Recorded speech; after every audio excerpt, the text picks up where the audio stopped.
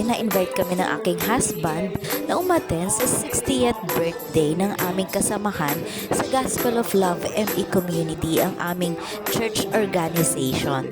Ang sarap talagang umattend sa ganitong event dahil this is a celebration of life. And of course, a family blessing na makaabot sa 60th years of your life. And a realization na alaga ng sarili to stay healthy para mas mahaba pang makasama ang ating mga kapamilya. And makikita mo ang mga efforts and achievements mo for the past years kasabay ng celebration kasama ang iyong mga kaibigan, mga colleagues, at syempre higit sa lahat ang iyong mga pamilya. Nakakatuwang makita na ang celebration na ito ay pinagtulungan ng kanyang mga anak at kasama na rin ang kanilang mga apo sa celebration na ito. Nagtipon-tipon din ang kanyang mga kapatid na umuwi pa mula sa ibang bansa para mag-celebrate ng kanyang birthday. Very special talaga ang ating birthday celebrant dahil sa dami niyang natutulungan. Wow!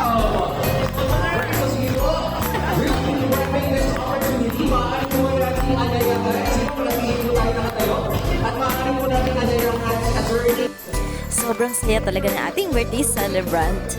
Sobrang ramdam namin dahil kumpleto ang kanyang buong pamilya.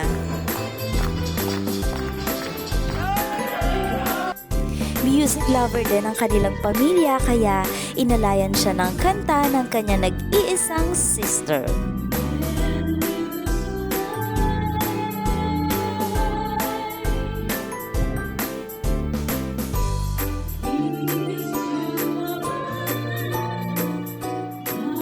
At hindi lang basta pamilya niya ang lumuwas mula sa ibang bansa, ganun din ang kanyang mga classmate mula elementary and high school. Mukhang mahilig din sila sa art dahil mukhang nung kabataan nila mahilig silang mag-dance. O di ba may pa-dance number pa? At wala talagang pinipiling age ang dancing. Enjoy!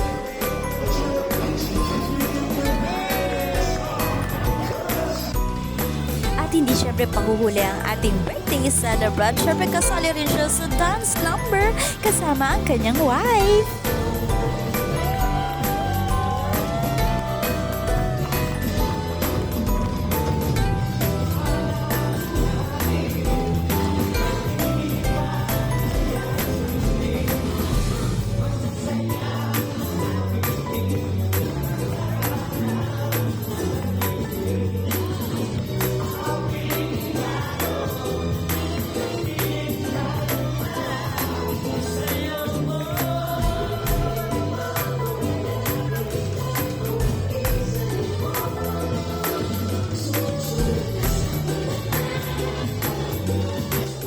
Sabi nga nila, life is too short, kaya let's enjoy!